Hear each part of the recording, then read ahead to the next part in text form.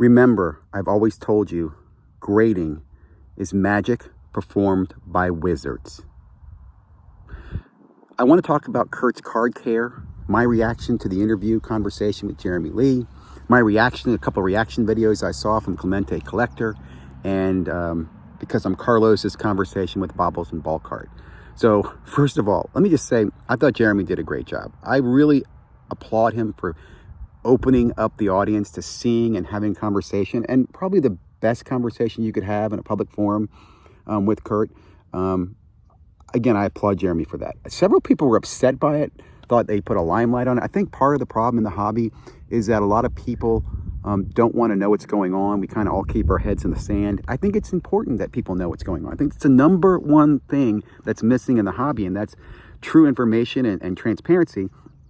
And I've always said this is what keeps this hobby from ever being legit. Like when sports card investor wants to come in and talk about institutions or invest in the hobby, that is complete bullshit. There are companies who will invest money in companies that will extract value out of the hobby, but nobody has come in, no investor has come in and buying in Lucas Silver Prisms in, like they are T-bonds or T-bills or, what I'm saying? No one look at this as an asset class. I know people are going to debate, but what about, look, I'm just telling you, the legitimacy of this being a true asset class where it's recognized by countries and exchanges, it's far from there. And a lot of that comes back to what I said in the beginning. We created a system that's based on magic and wizards, guys.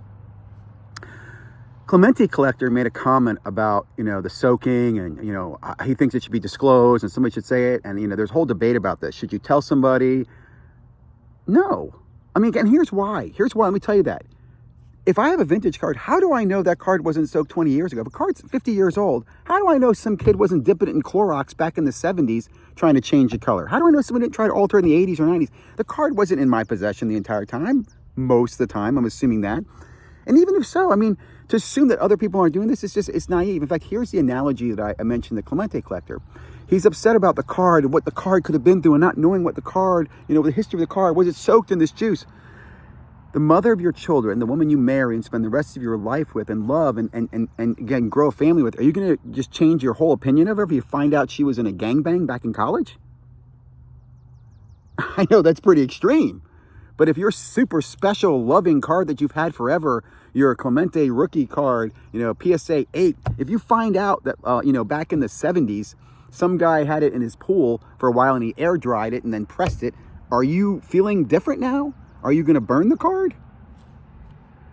Again, guys, this all goes back to there's no science in this.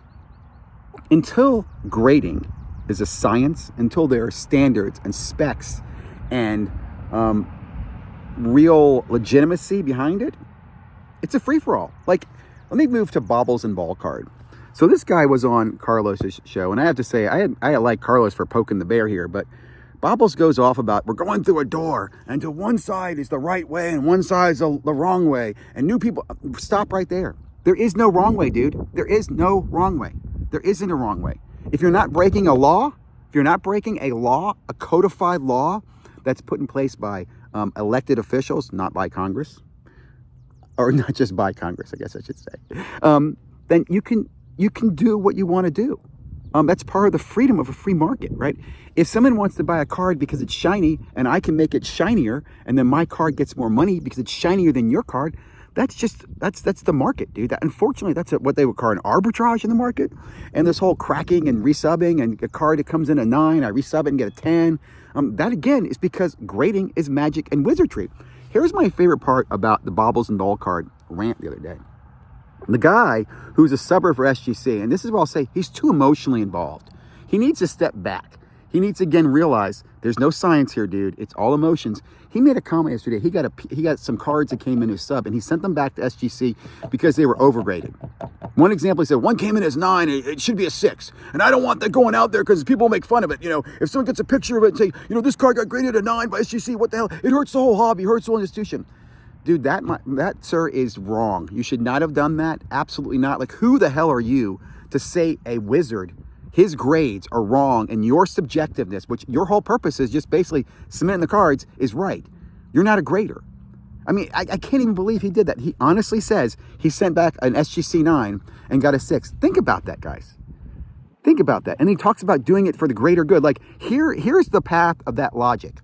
He also very strongly stated that the graders need to step up. The graders need to do something. Here's what, as Clemente Collector says, there's two camps. There's their camp and my camp.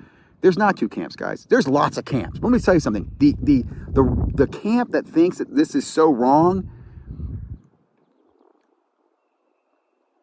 you're creating an environment for witch hunts. Like, what do you want the future to be? And here's my example I give you.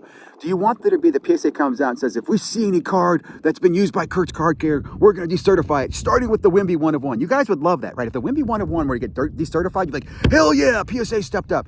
And then there'd be a witch hunt. Who else is using it? Then there'd be like attack. If you had Kurt's Card Care, if you ever bought Kurt's Card Care, if Kurt was on your show, then you and all your cards are just, it's the McCarthy system. Get them all out. It's the Red Scare. If they touched Kurt's Card Care, they must be altered. Guys, we can't do that, right?